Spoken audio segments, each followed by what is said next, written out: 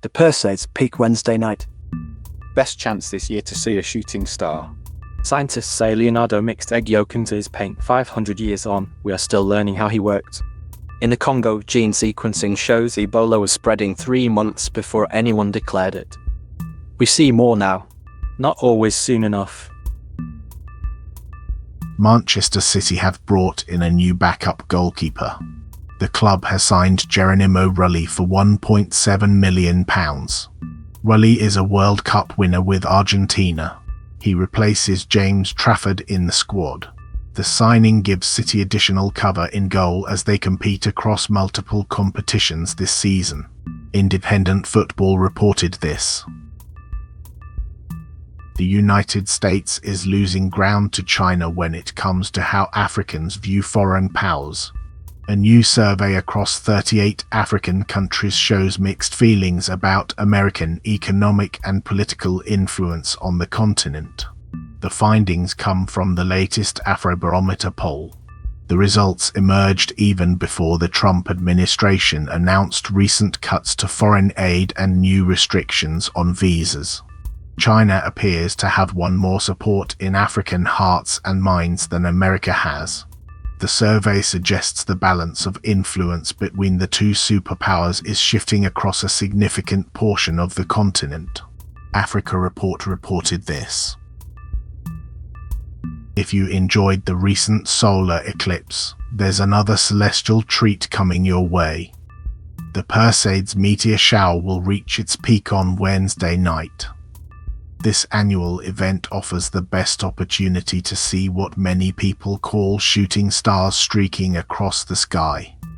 The Perseids are known for producing some of the most spectacular meteor displays of the year.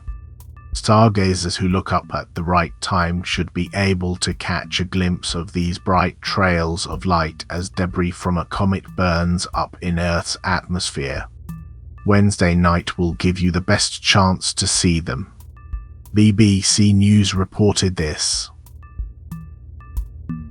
Wisconsin Democrats have chosen their candidate for governor. Milwaukee County Executive David Crowley has won the party's primary election.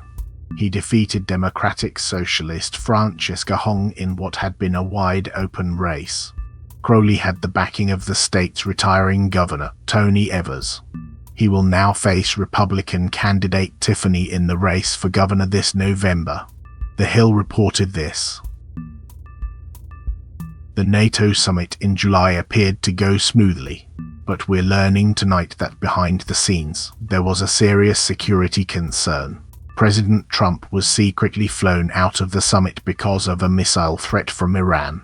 The threat was significant enough that officials decided to evacuate him without public notice. Closer to home, the nation is dealing with weather extremes. Storms are battering the Midwest tonight. At the same time, wildfires continue burning across western states.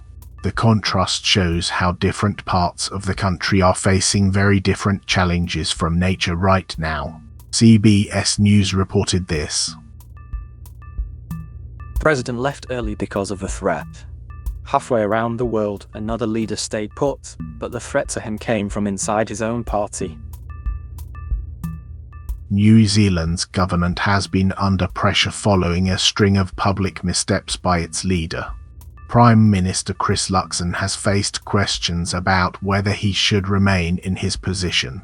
He's managed to hold on to the leadership for now, but the government still has significant challenges ahead as it deals with the fallout from those recent mistakes. Luxon's leadership is being closely watched as the situation continues to unfold. SBS Australia reported this. Delivery drivers and other gig workers in Australia are about to see some major changes to how they work. New regulations are being introduced that will affect people who deliver food and parcels through digital platforms.